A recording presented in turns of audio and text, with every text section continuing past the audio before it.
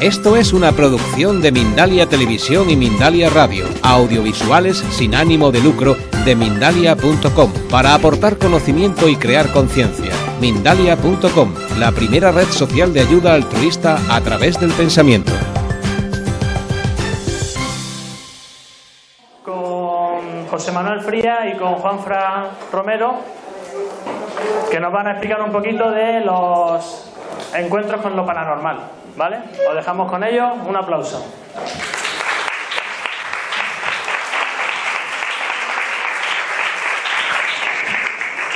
Yo creo que a lo largo de esta jornada vamos a contemplar los diferentes prismas del mundo del misterio, sobre todo relacionado con la vida después de la muerte, con la reencarnación, con todas esas cuestiones que nos invitan a pensar qué es lo que hay más allá de ese fino velo que separa esta vida de lo que posiblemente nos espera al otro lado, si es que hay algo.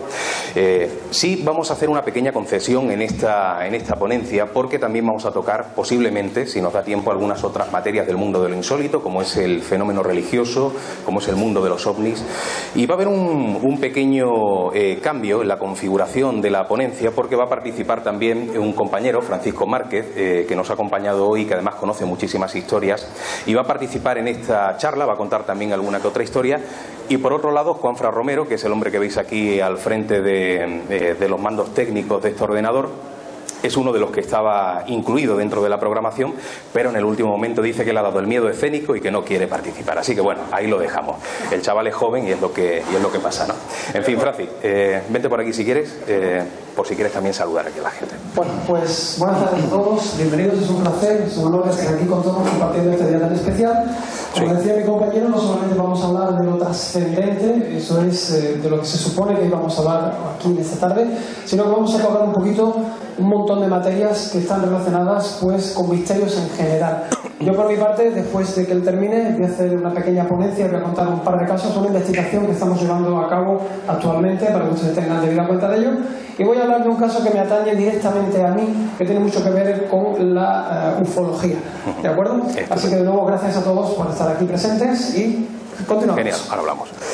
Bueno, para el primer caso vamos a viajar a una zona mágica, vamos a viajar a Extremadura y concretamente a Cáceres. En Cáceres hay un museo, yo creo que uno de los más impresionantes de España con relación a la cultura árabe, que es el Museo Árabe de Cáceres, ¿no? Tenemos que viajar a la década de los 70, cuando José de la Torre, el antiguo dueño del museo, ahora mismo lo regenta su hijo, recibe en herencia una casona bastante grande, estaba en mal estado, y él en ese momento, como tampoco sabía mucho del origen de aquel inmueble, decide hacer unas obras de remodelación pensando en que en un futuro quizás podría ponerla en alquiler, podía venderla y bueno, tener ahí hacer su pequeño negocio, ¿no? ¿Qué es lo que ocurre? Cuando está en plenas obras de remodelación se encuentra con que aquello es una casa de origen árabe, es una casa bastante amplia, hay una serie de elementos además muy antiguos que empiezan a aparecer, casi como si fuera una especie de yacimiento arqueológico, y por lo tanto decide dedicar gran parte de su vida, decide dedicar casi 20 años a convertir aquella casona en un museo con piezas originales. O sea, este hombre que trabajaba para el Instituto Nacional de Estadística, que además tenía un buen sueldo, abandona su trabajo, renuncia a su trabajo y a partir de ese momento se dedica a recorrer el mundo para ir comprando, adquiriendo diferentes piezas relacionadas con el mundo árabe. Finalmente, creo que fue a finales de los 80, consigue cumplimentar, ¿no? Conseguir ese sueño que él quería de tener un inmueble totalmente relacionado con el mundo árabe. En el momento en el que ya se estaban haciendo aquellas obras, ellos habitaban allí, o sea, la familia de la Torre habitaba dentro de la casa, en una habitación que estaba, en un par de habitaciones que estaban acondicionadas para ello, y empiezan ya a percibir cosas bastante extrañas. Pues, por ejemplo, José de la Torre notaba que un jarrón de gran tamaño se desplazaba solo de un lugar a otro, él lo ponía en el sitio originario, volvía a desplazarse, había veces que estaba, por ejemplo, asomado a un balcón y notaba como alguien se acercaba por detrás y lo abrazaba, y cuando se giraba para ver si era su mujer o alguno de sus hijos, Allí no había absolutamente nadie, ¿no? Su propio hijo, Ángel de la Torre, el actual gerente, había veces que estaba completamente solo en una habitación o con un primo, no había nadie más en la casona, y de pronto escuchaba unos pasos que venían por el pasillo, se asomaba y tampoco había nadie en ese instante. Era como una especie de presencia invisible. ¿Qué es lo que ocurre? Cuando el museo finalmente se inaugura y empieza a aparecer los visitantes, los turistas que quieren conocer las maravillas, que además os recomiendo si alguna vez vais por Cáceres, por la zona antigua, por la zona amurallada, ellos mismos son testigos de lo insólito, ¿no? Hay, por ejemplo, personas que aseguran haber visto una figura extraña, una figura como de una mujer con ropajes blancos, con un rostro que ellos califican como si fuera árabe, y que además se comunica con algunos de ellos, ¿no? Lo ven casi como si fuera una especie de audiovisual. De hecho, es algo muy curioso cuando el actual gerente se ha dado cuenta que se le han acercado turistas diciendo: oye, qué maravilla el audiovisual que tenéis, la mujer que se aparece de un lugar a otro, ¿no? Pero allí no hay ningún tipo de audiovisual. Hay gente con percepción extrasensorial que ha visitado también este museo y en algunas zonas se ha tropezado con esa figura. La propia figura se ha comunicado con esas personas diciendo que nadie se asuste, que no quiere hacer daño a nadie, pero que aquel es su hogar, ¿no? Y bueno, no solamente curiosos que se han acercado por la zona, incluso medios de comunicación. Por ejemplo, España Directo estuvo en una ocasión grabando un reportaje dentro de este lugar, que a nivel, como veis, histórico y cultural es muy importante, y ha notado, como ocurre y como es sintomático en el mundo del misterio, que de pronto las cámaras empiezan a fallar, las baterías que en un momento determinado estaban completamente cargadas se descargan por completo, y como algunos focos de las cámaras delante de ellos, estando la cámara apoyada en el suelo, se encienden y se apagan solos, ¿no? Hay también un fotógrafo que estaba haciendo un libro sobre Al-Ándalus y el mundo árabe en general en otras zonas de la península, y visita este enclave para hacer alguna fotografía, para que apareciera, que fuera uno de los capítulos del libro. Y él asegura que en una parte concreta, en la sala del té, una de las imágenes que habéis visto de pasar, pues resulta que ahí capta una imagen, una figura extraña en un rincón, algo que no debería estar allí, ¿no? Y la verdad es que son muchas las personas que han vivido experiencias extrañas. Incluso hay un caso de una especie de programa piloto que se realiza dentro del Museo Árabe de Cáceres, que es Chicho Ibáñez Serrador, que es el famoso director que decide dedicarse también, vincularse durante esa época al mundo del misterio, y sabiendo que ahí ocurría una serie de hechos un tanto sobrenaturales, graba dentro. Y bueno, se hace acompañar por un equipo de especialistas, y en ese momento, en el momento en el que están allí en mitad de la noche, empiezan a darse cuenta también de que ocurren cosas extrañas. Por ejemplo, velas que se encienden solas. Yo eso no lo había escuchado nunca. Había escuchado lo contrario, el tener una vela y que se apague sola. Puedes achacarlo evidentemente a un golpe de aire, a una corriente de aire, pero una vela que esté apagada y que delante tuya se encienda de golpe es algo que es incluso difícil de catalogar dentro de lo que es el amplio abanico de fenómenos que se incluyen dentro de la parapsicología. Pero grabaron psicofonías también muy curiosas, donde aparecían voces árabes, una voz de una mujer, e incluso el hijo de Chicho, que estaba allí presente, en un momento determinado decide participar en una especie de sesión hipnótica. Había un hipnólogo allí delante que lo mete en un estado de trance, y de pronto parece que el espíritu de esa mujer árabe entra en su interior, empieza él a hablar con una voz femenina y dice exactamente lo mismo sin que él supiera nada. El hijo de Chicho no conocía esas historias relacionadas con los visitantes de este lugar. Empieza a contar lo mismo que he dicho antes, ¿no? Que esa entidad no quiere hacer daño a nadie, pero que falleció en aquel lugar, que fue su hogar y que por lo tanto quiere seguir allí, sin asustar a ninguna persona. Bueno, cuando yo me entero de todo eso, empiezo a indagar un poco en el pasado de esta casa, ¿no? En el mundo del misterio siempre el pasado de un lugar parece que está totalmente vinculado, totalmente relacionado con los fenómenos que se manifiestan en la actualidad, ¿no? Habitualmente son hechos luctuosos que cuando tú haces obras de remodelación eso parece aflorar. En ocasiones hablamos de seres inteligentes. O sea, hablamos de una entidad concreta que quiere comunicarse para algo, puede ser para buscar justicia, para buscar venganza, puede ser también por el apego a diferentes enclaves, como puede ser el lugar donde uno ha nacido, donde ha vivido, donde ha trabajado, donde ha fallecido, incluso el lugar donde se encuentran los restos mortales, ¿no? Con lo cual empecé a indagar un poco en el pasado de este lugar y me encuentro con algo muy curioso. Los historiadores sitúan esta casa concreta en el mismo lugar donde estaba el palacete, la gran casona del emir de Cáceres. Cáceres, ¿no? En el momento en el que se produce la Reconquista, resulta que hay un acontecimiento que era muy habitual en la España de aquel entonces, en esa España en la cual a veces había relaciones entre gente cristiana, entre gente árabe, relaciones que eran totalmente prohibidas, ¿no? Y resulta que, por lo que cuenta la tradición, la hija del emir se enamora del capitán que precisamente estaba a cargo de conquistar la plaza, de conquistar la ciudad de Cáceres. Se enamora de tal manera que en un momento determinado le da la llave del palacete para que él pueda acceder en mitad de la madrugada y tener encuentros con ella. ¿Qué es lo que ocurre? El capitán, que no sabemos si realmente estaba enamorado o no de ella, la traiciona y entra una noche con varios soldados para intentar aprovechar esa ocasión y conquistar la ciudad. Bien, en el último momento el emir consigue, porque se despierta a tiempo en esa madrugada, porque sus soldados están también cerca, defender la plaza, pero maldice a su hija. Y dice la tradición que incluso la mete en una habitación, no la deja salir jamás, como si la emparedada viva en ese lugar concreto, en esa habitación, y ella muere de sufrimiento, muere de dolor. Simplemente tenía acceso a la alimentación que el padre le daba, pero jamás pudo salir de esa habitación ni de ese palacete.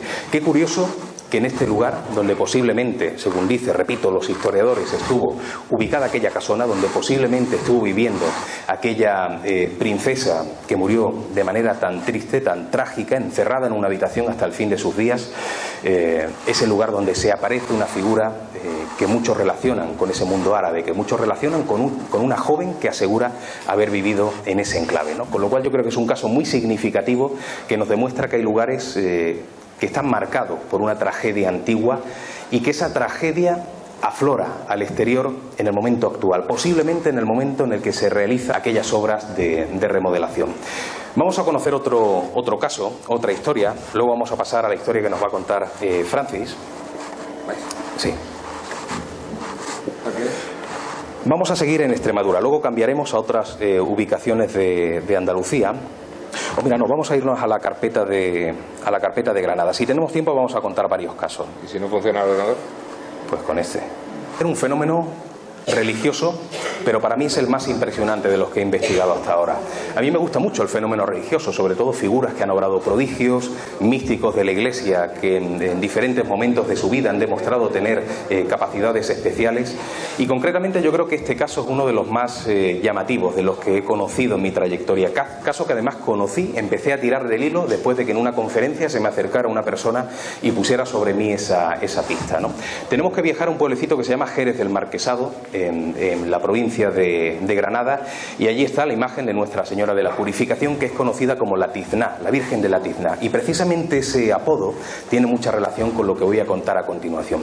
Resulta que en el siglo XVII en este municipio se produce en mitad de la madrugada una tormenta terrible, una tormenta que empieza a provocar que algunos techos de diferentes viviendas se vengan abajo, porque no solamente era ya el viento tremendo que hacía, la lluvia tremenda, sino también unos rayos que impactaban contra diferentes edificaciones. Entonces el sacerdote decide, Francisco de Moya se llamaba, decide tocar las campanas para que la gente sepa que se puede refugiar en la iglesia. La iglesia era el lugar del pueblo con los muros más recios y evidentemente se convertía casi en una especie de búnker, ¿no? El lugar de salvación de aquellos lugareños. Todo el mundo se va para allá, para la iglesia, están todos en la nave principal, toda la gente del pueblo, desde el alcaide hasta el médico, en fin, toda la población. Pero por si se hubiera quedado algún rezagado, alguien que no se hubiera enterado bien de aquello, deciden tocar las campanas de nuevo. Francisco de Moya llama a 3 niños que estaban allí en la zona, y esos 3 niños que están representados en esa imagen que estamos viendo ahí, esos 3 niños son los que suben a tocar esa campana. En ese momento ocurre algo bastante extraño. Cae un rayo que además hace una serie de movimientos, como ahora veremos, bastante singulares, ¿no? Ese rayo primeramente se divide en 2, una de las partes empieza a descender por la torre, hace una serie de movimientos extraños, empieza a romper elementos que son religiosos, a quemar diferentes paños y finalmente se hunde a los pies de Nuestra Señora de la Purificación. De hecho, durante mucho tiempo estuvo la marca oscura de ese lugar donde había impactado el rayo. La otra mitad provoca la tragedia.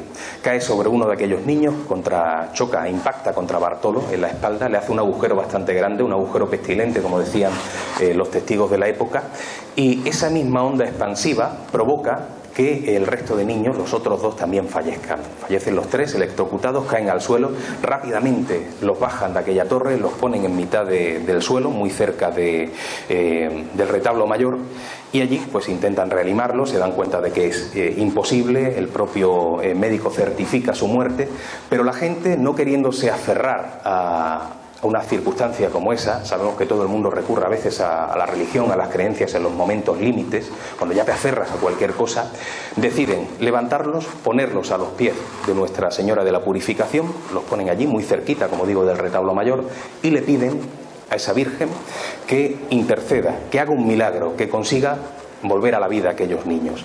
Y bueno, parece que algo extraño ocurrió. Aparece una especie de, primeramente, de tubo de luz que conecta la imagen de Nuestra Señora de la Purificación con aquellos tres niños. Y luego lo siguiente que ocurre es que ellos se incorporan, o sea, vuelven a la vida.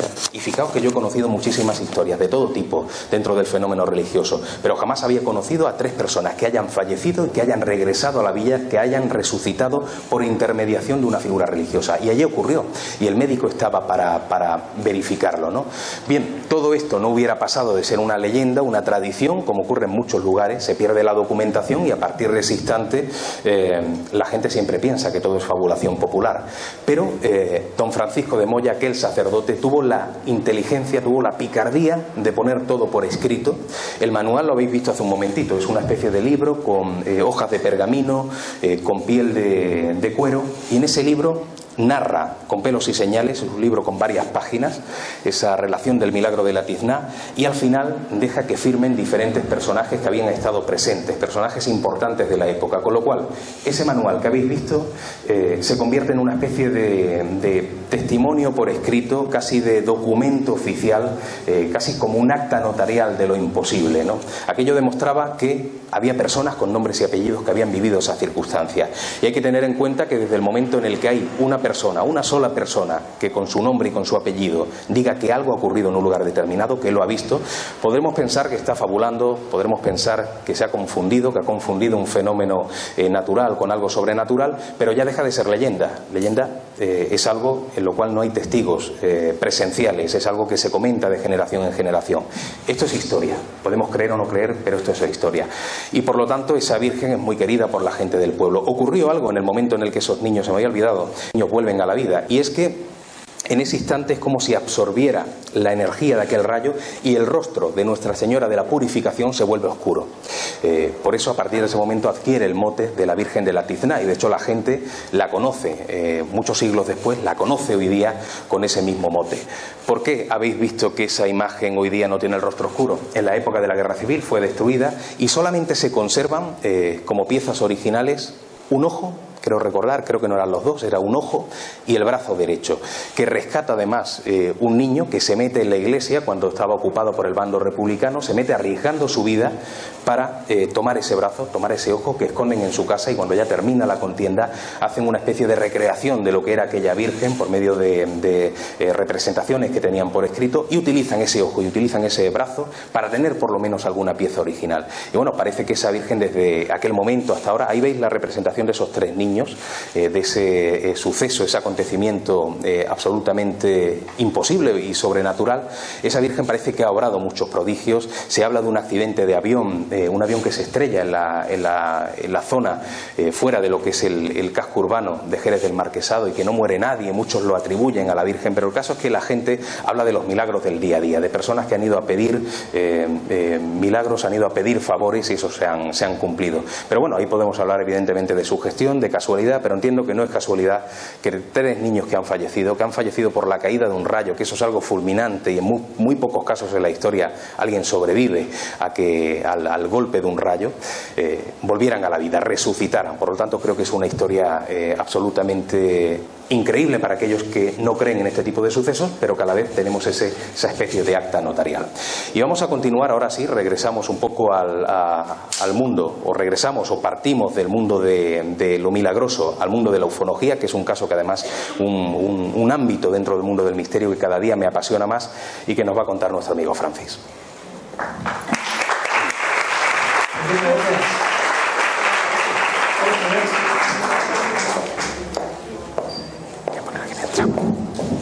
Sí, ¿Podemos dar la luz, por favor? Señor, ¿puedes dar la luz, por favor? Que no traigo.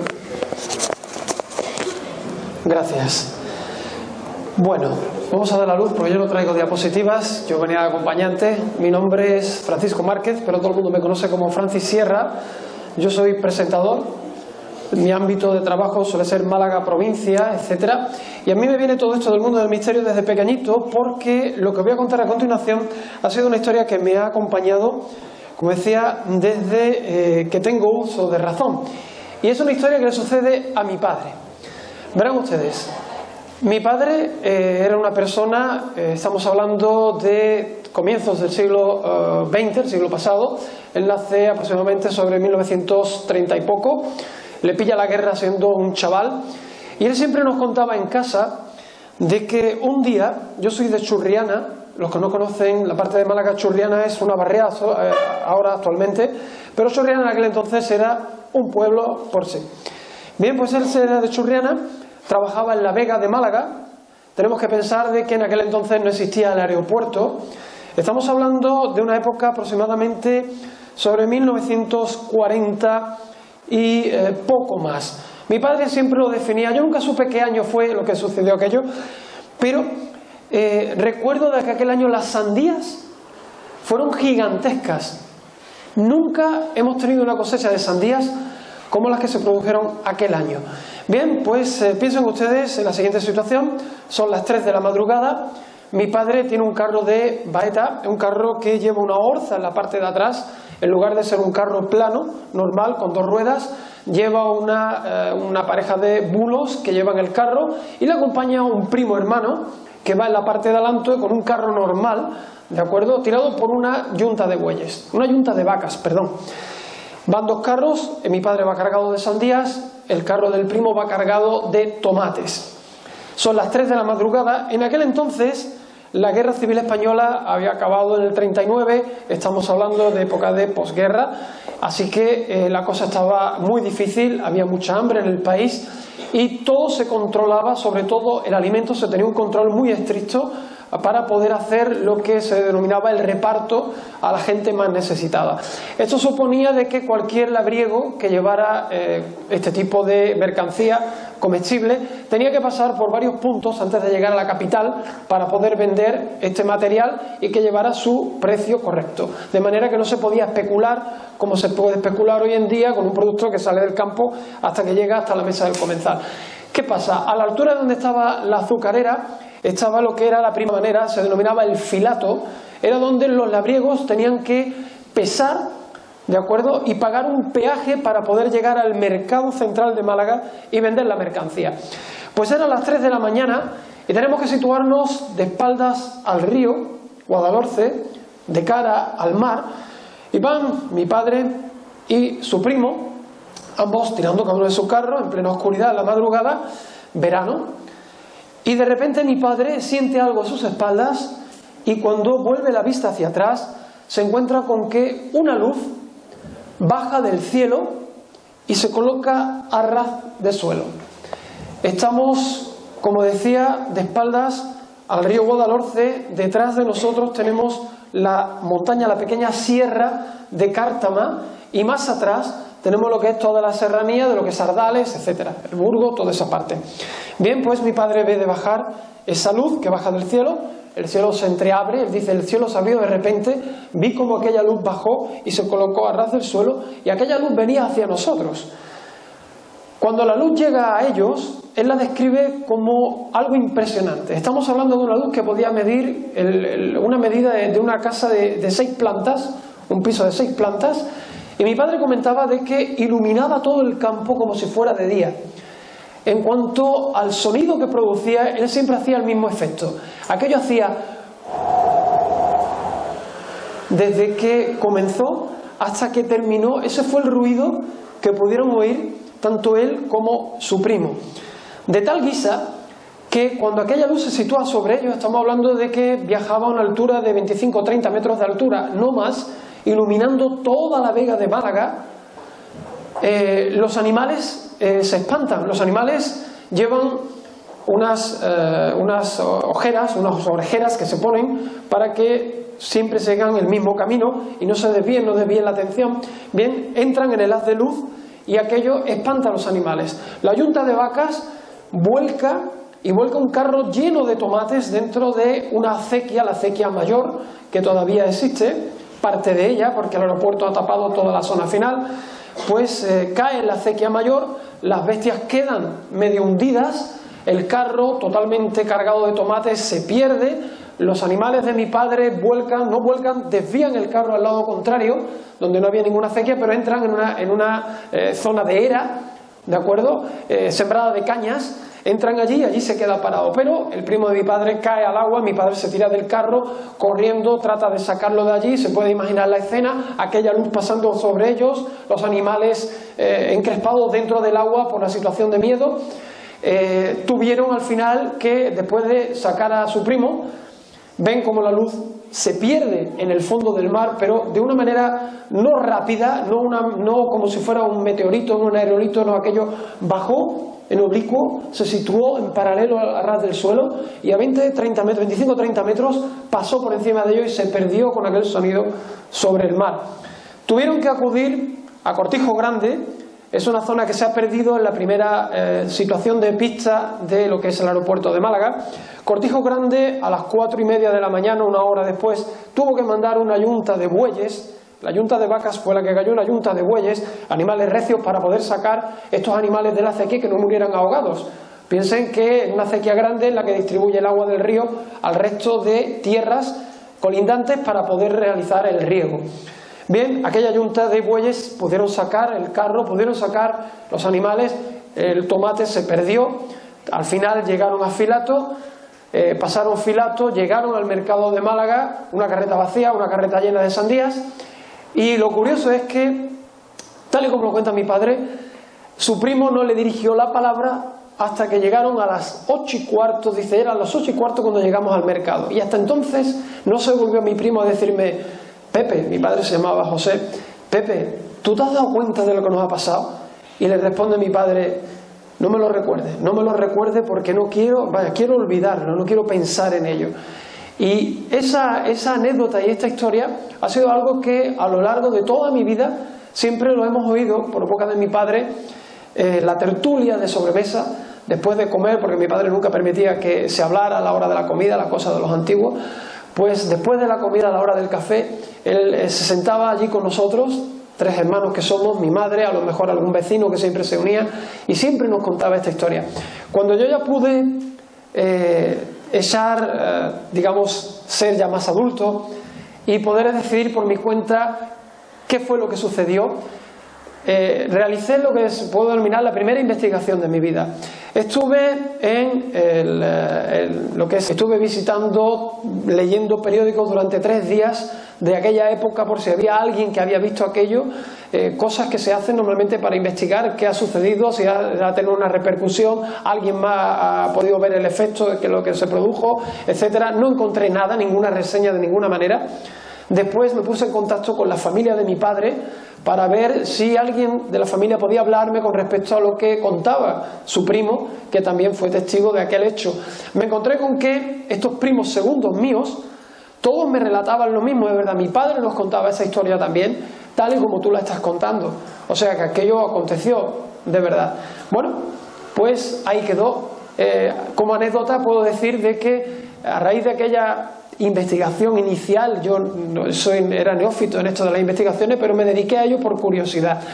Mandé una misiva a Juanjo Benítez, y le conté toda esta historia. Juanjo Benítez tuvo la amabilidad, la deferencia de enviarme una carta agradeciéndome el haberle dado este caso y llamándome para, en un tiempo próximo, poder ponernos en contacto y hablar directamente con mi padre, cosa que por desgracia nunca ocurrió. Mi padre acabó muriendo y bueno, todo se quedó en lo que yo pude investigar y cómo lo saqué.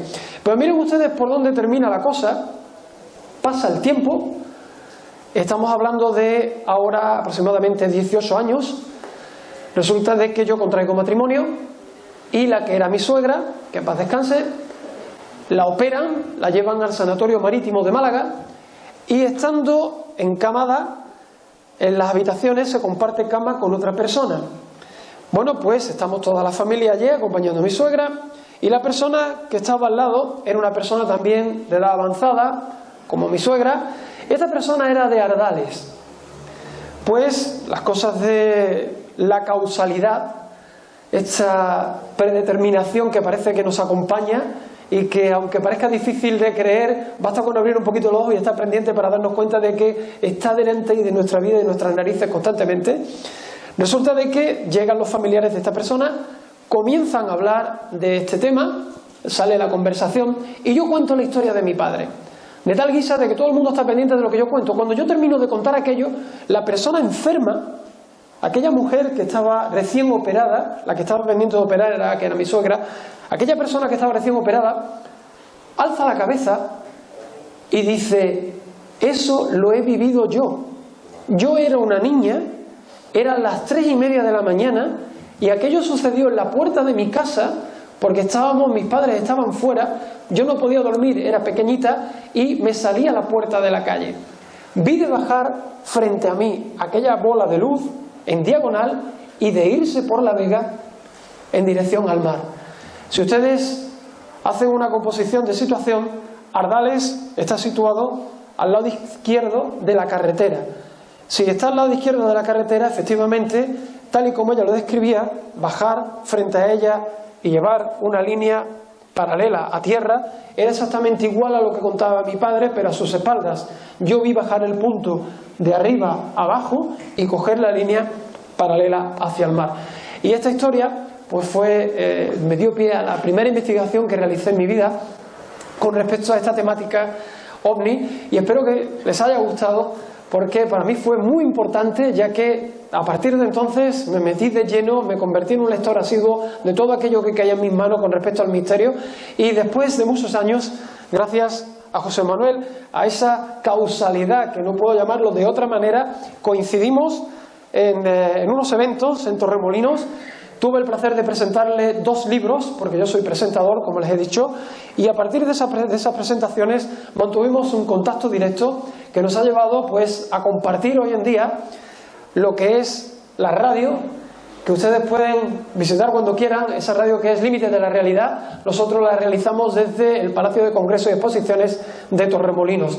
Y esto me lleva al segundo caso, que es, si he empezado con la primera investigación de mi vida, con la última investigación que estamos llevando a cabo, tanto Juanfra como José Manuel y yo.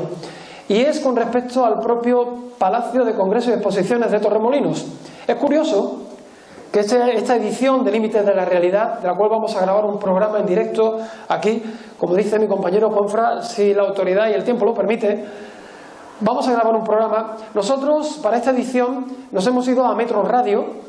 Es una radio que está situada en la 3ª planta del Palacio de Congresos y Exposiciones de Torremolinos.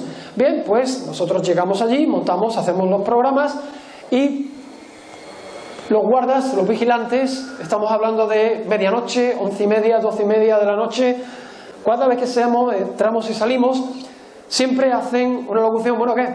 ¿Habéis visto algo? ¿Habéis visto raro? Los propios vigilantes. Esto pues nos lleva a preguntarles: bueno, ¿y a qué se debe? ¿Qué pasa? ¿Es que pasa algo? ¿Algo está sucediendo? Y todo esto nos mete en esta última investigación que les voy a hablar. Nosotros hemos hablado con vigilantes que a lo largo de los años han formado parte de la plantilla del propio Palacio de Congresos y Exposiciones de Torremolinos. Bien, pues nos cuentan de que más de una vez se les ha aparecido una criatura, una niña, un infante de esta estatura aproximadamente, ¿de acuerdo?, entre los pasillos del sótano y de la 4ª planta. Hemos preguntado, hemos hablado ya les decimos, han sido muchos los vigilantes. Tengan en cuenta que el Palacio de Congresos y Exposiciones se abre en 1970, ¿de acuerdo? En 1969, durante un año, estuvo cerrado, a pesar de que estaba terminado, por el acondicionamiento para poder abrirlo de cara al público. Pero desde 1970, como se toma el año de inauguración del Palacio de Congresos, pues desde entonces han pasado montones de vigilantes, jurados. Hay gente que ha tenido que dejar las guardias por miedo a encontrarse con esta figura espectral, esta figura que nadie sabía de dónde salía y por qué.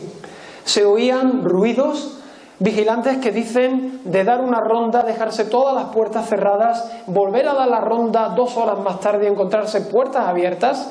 Estamos hablando de un lugar que está herméticamente cerrado. Una vez que dan las 7, las 8 de la noche, es imposible que haya nadie dentro. Los propios vigilantes se aseguran de que eso sea así. Nuestra investigación, después de hablar con los vigilantes, nos vamos al pueblo y preguntamos a los más antiguos del pueblo para buscar una relación causa-efecto de todo lo que acontece en este Palacio de Congresos y Exposiciones de Torremolinos. Y encontramos algo que no tiene ninguna reseña en ningún libro de historia. Y sé bien de lo que hablo porque el último libro de historia que se ha escrito sobre Torremolinos lo ha escrito el propio señor alcalde de Torremolinos y no habla para nada de esto que les voy a contar.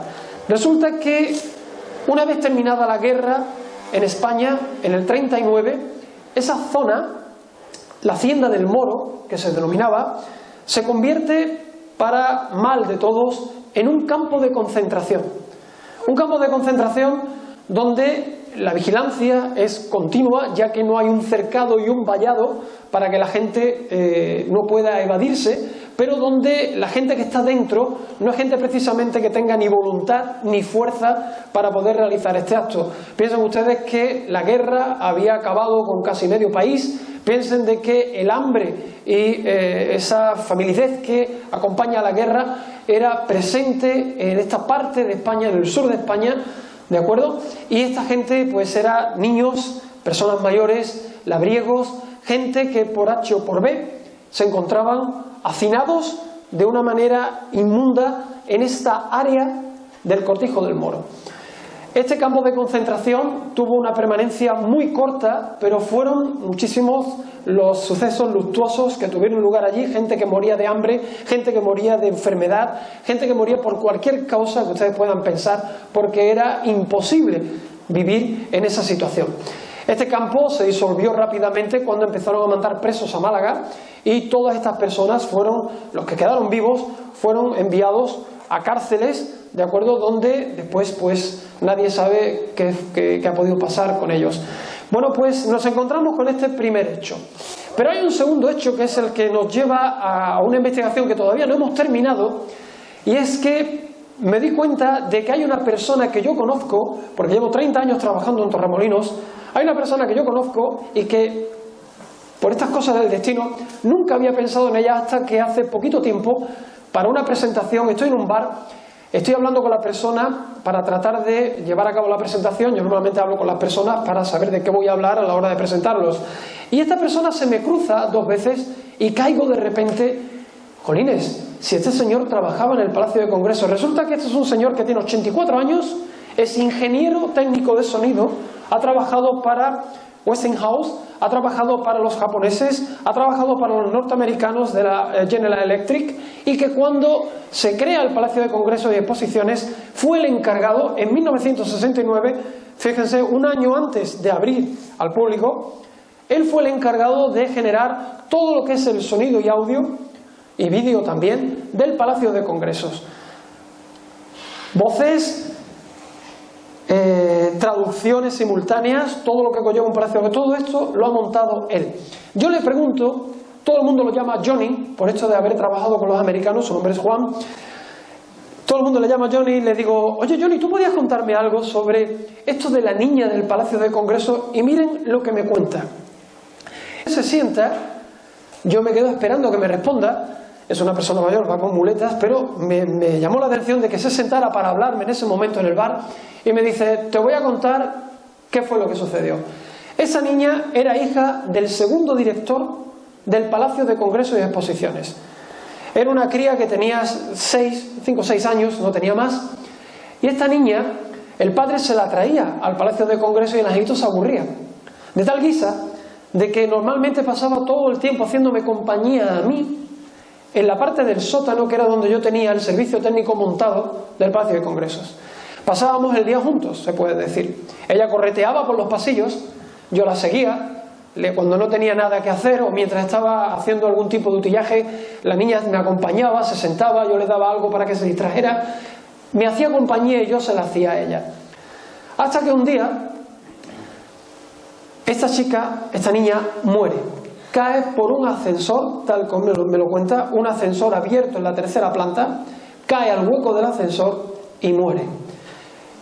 Aquello se silenció.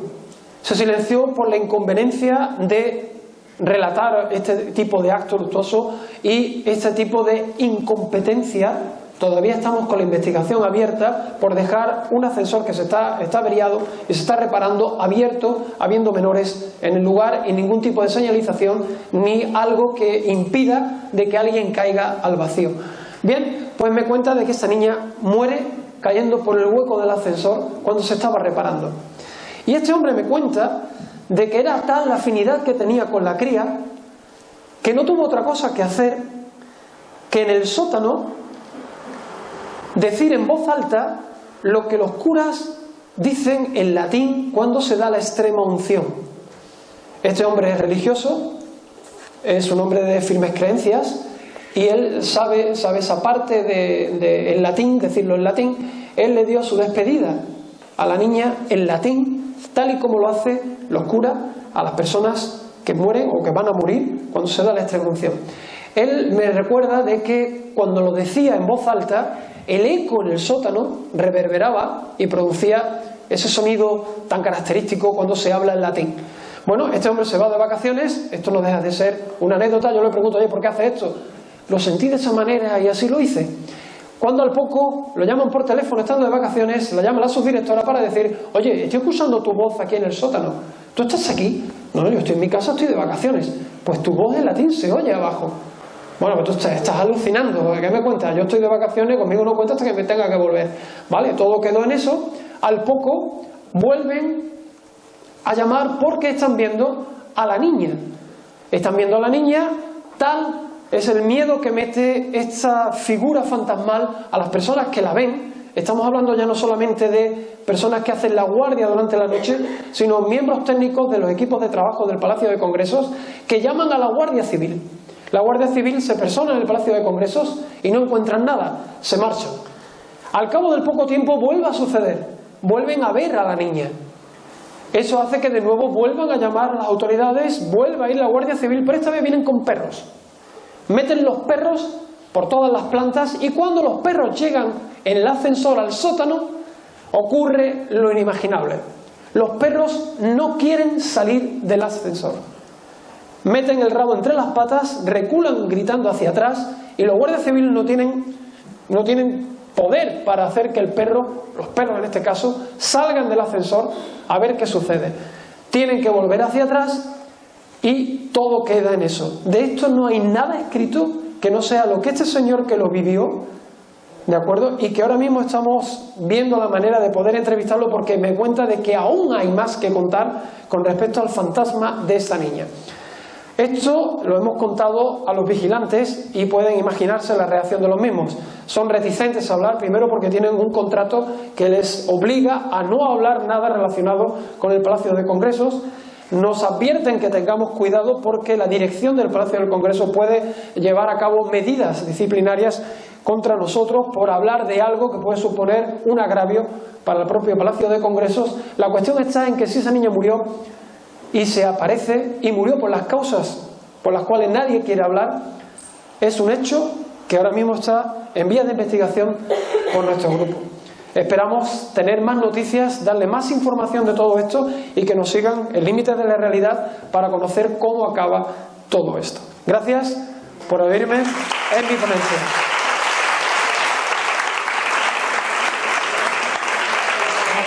A Extremadura y concretamente a un municipio del que si tenemos tiempo vamos a hablar de dos historias, ¿no? Hablamos de Olivenza, se encuentra en la provincia de Badajoz.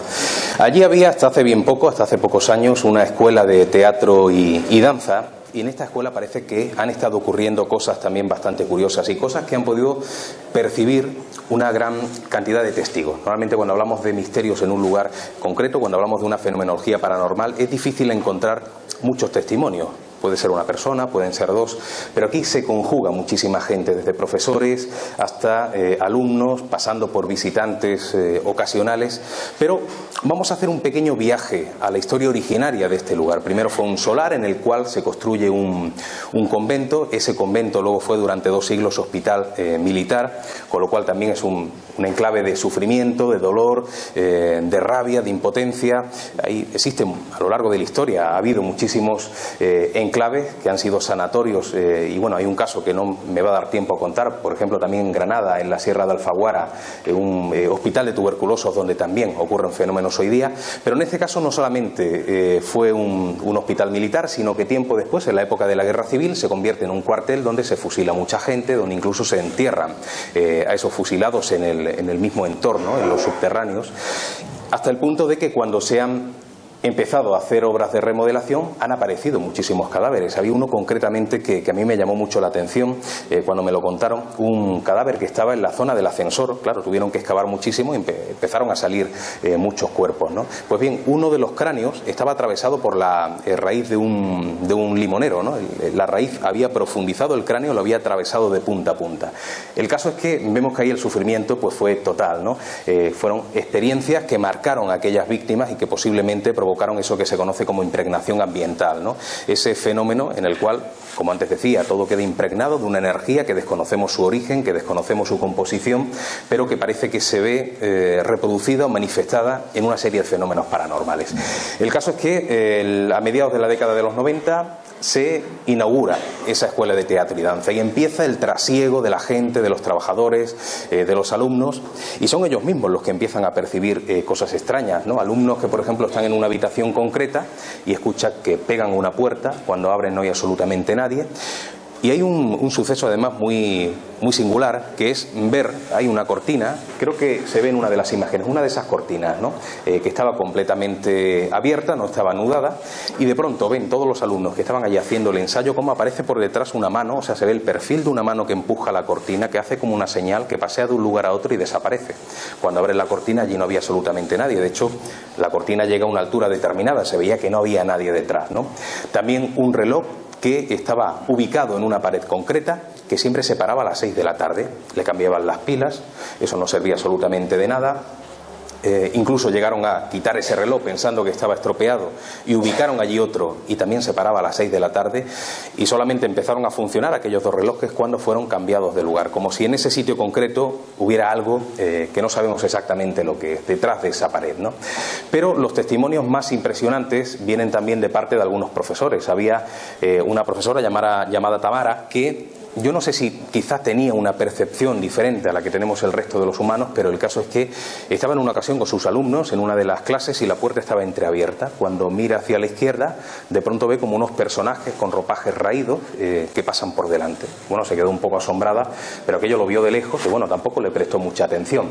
Pero poco tiempo después, bajando una de las escaleras que da a un pasillo, creo que también se ha visto en imágenes, se encuentra con aquella misma comitiva que aparece de golpe, o sea, aparece de la nada, como si ahora aquí aparecieran unos personajes y cruzaran delante nuestra, y eran como gente enferma, con el rostro demacrado, con la ropa, como digo, rota, raída, y desaparecieron por completo. Y hay otra experiencia curiosa, ahí estamos viendo, por cierto, al conserje de este lugar, que también ha vivido algunas experiencias curiosas. Se ha visto también la imagen de Elizabeth, que era la antigua gerente, hasta antes de que cerrara este sitio, y hubo una experiencia curiosísima, porque tiene más que ver con el sentido del oído, ¿no? El oír el otro lado, el percibir por medio del oído una situación paranormal, ¿no? Una situación extraña. Estaban todos en una especie de antigua capilla que se utilizaba como lugar de ensayo para cantar. Ahora vamos a ver la imagen. Estaban allí todos los alumnos, estaba Pedro, uno de los profesores, y empiezan a ensayar un cántico que tiene además que ver con la supervivencia del espíritu, con la supervivencia después de la muerte. Qué casualidad, ¿no? De pronto están todos entonando esa canción y empiezan a escuchar un sonido de un órgano de tubo que existió en el pasado, pero que ya no existe. Ese órgano de tubo invisible empieza a sonar de todos ellos y bueno, al escuchar aquello se quedan todos paralizados, dejan de cantar, pero inmediatamente oyen la voz de una mujer, de una especie de soprano, que se pone a cantar, y que se pone a cantar durante 2 o 3 minutos. Tenemos que imaginarnos la situación. En esa habitación, todos allí paralizados, sin saber cómo actuar, salían de esa sala y fuera no se escuchaba nada, o sea, lo que había estaba dentro de la sala, pero allí ni había soprano, ni había órgano de tubo, y aquello no tenía ningún tipo de explicación, con lo cual estamos viendo que también aquel pasado siniestro se ha quedado enclavado. Esa es la habitación que digo, es un lugar amplio, como una especie casi de salón de actos, ¿no?, que fue capilla en el pasado, y ahí es donde suena ese órgano de tubo, donde suena esa soprano, que además fue un sonido que envolvió completamente toda la sala, porque estaba condicionada además para eso. Y vemos, por lo tanto, que ese pasado también se ha visto reflejado. Hace apenas 5 o 6 años se clausura la Escuela de Teatro y Danza, se traslada a Cáceres, porque buscaban un sitio un poquito mayor, y se supone que empezaron a construir un lugar de hospedaje, una especie de hotel con restaurante. No sé si en el momento actual existe o no existe, o si se paralizaron las obras, pero sí es cierto que durante esas obras de remodelación empezaron a percibirse esos sucesos. Yo creo que es típico en el mundo del misterio, da igual que eches abajo, como antes decía, el edificio que sea, que aunque construyas encima, si hay algo está ahí, está en el lugar, no está concretamente en unas paredes, no está en una piedra concreta, sino que está en el enclave, en la coordenada concreta. Y vamos a viajar dentro de la propia Olivenza a otro sitio muy cerquita, en este caso un fenómeno religioso, pero otro de los fenómenos curiosísimos, ¿no?, sobre la multiplicación de alimentos.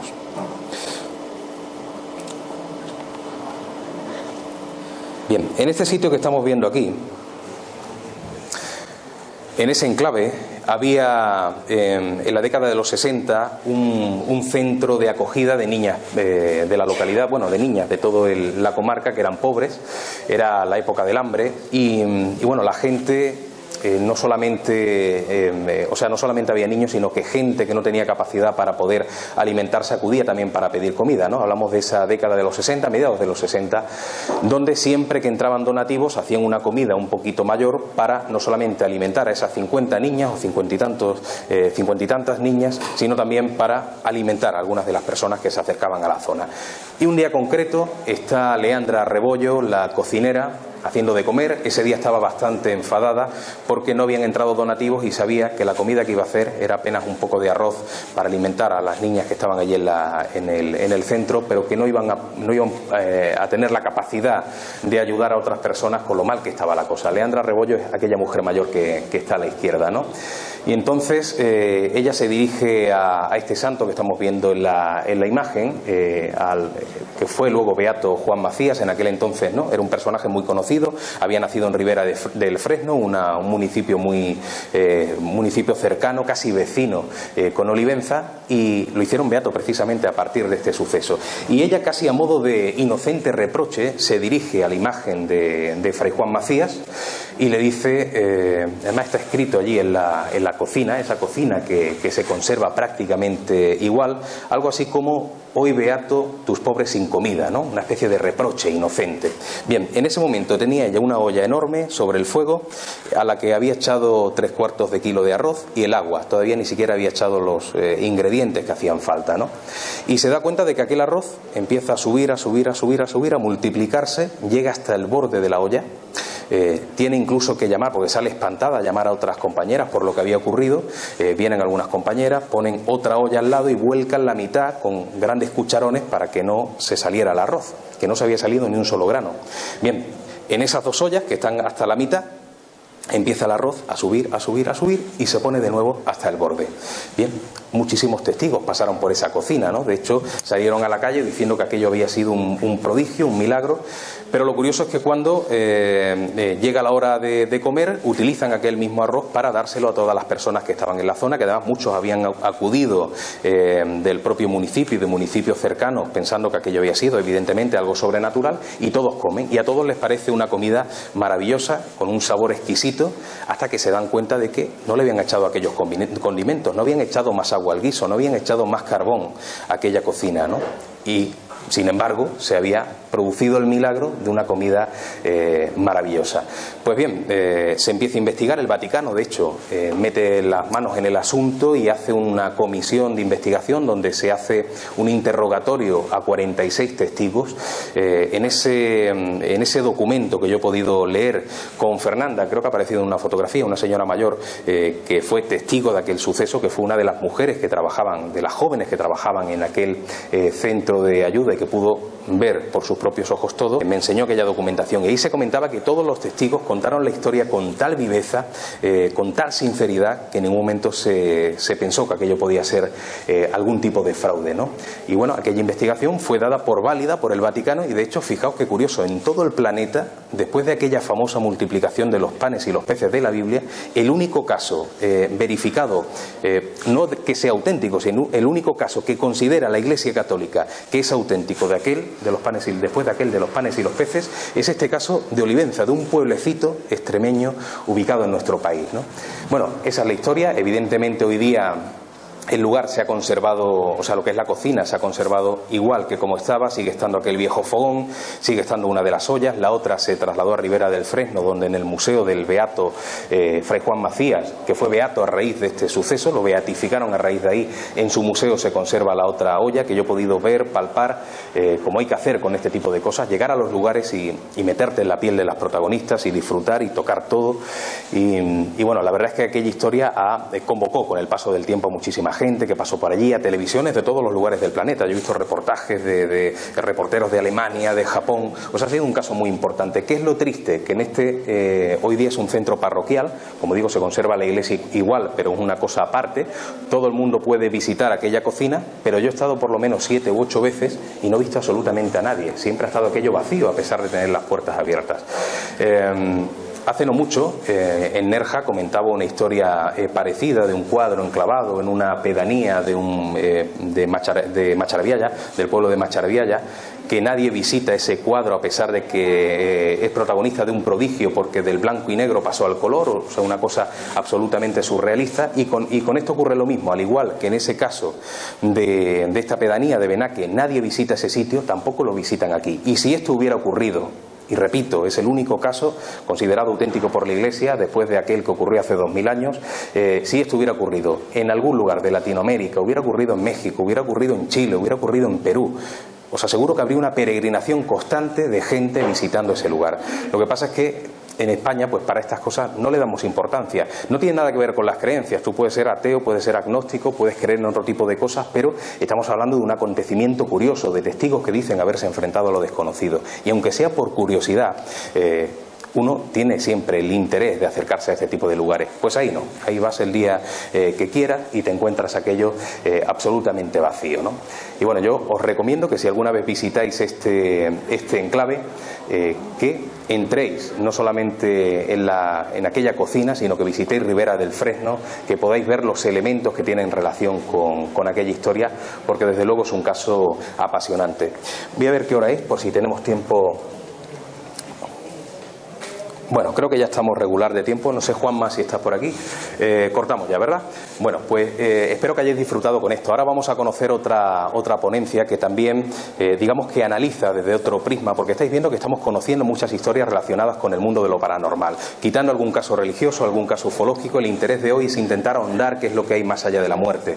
Hemos hablado de parafonías, hemos hablado de casos extraños, de casos paranormales, y ahora Juan Manuel García nos va a hablar del espiritismo. El espiritismo también es otra de las vertientes, evidentemente, de la vida después de la muerte. Es una creencia en las últimas décadas y los últimos siglos, y yo creo que si viajáramos a la prehistoria también, el hombre siempre ha pensado en la trascendencia, y yo creo que con esta ponencia sobre el espiritismo vamos a conocer muchos detalles también, como digo, de ese otro cristal.